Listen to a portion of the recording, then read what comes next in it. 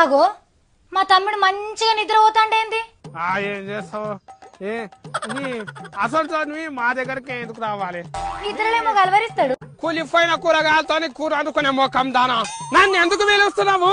నన్ను గంత మాట అంటావా? నీ గుడ్ల గుప్పకంలోడా బాసన్లు కడిగే నీళ్లతోని దానం చేసే మొఖం దానవు నువ్వేంటిది నాకు చెప్పేది అంటున్నా.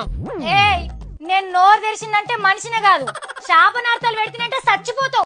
ఏమనుకుంటున్నావు? దూలం లెక్క పెరిగినావు గాని దుడ్డకున్నంత తెలివి లేదు నీకు. మీ అమ్మమ్మ చెల్లిపోయేదే కావాలి నాకు. ఎల్లు ఇడికే చెల్లు. నేను ఎందుకు పోతా? నువ్వు కూర్చున్న కుర్చీ మా తాత జాగిరి, నువ్వు కట్టుకున్న సీర మా అవ్వది, నువ్వు పెట్టుకున్న సౌరము మా అమ్మమ్మ ఇనుప సామాన్ల దగ్గర కొనుక్కున్నది.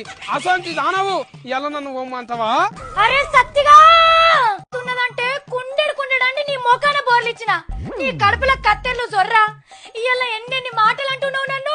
ఎక్కువ మాట్లాడితే మూతి పండ్లు రాలుతాయి. ఇవాళ నిన్నేదో చెయ్యకపోతే నా పేరు సత్య కాదు, చిచి సావిత్రి కాదు. ఏమనుకుంటున్నావు?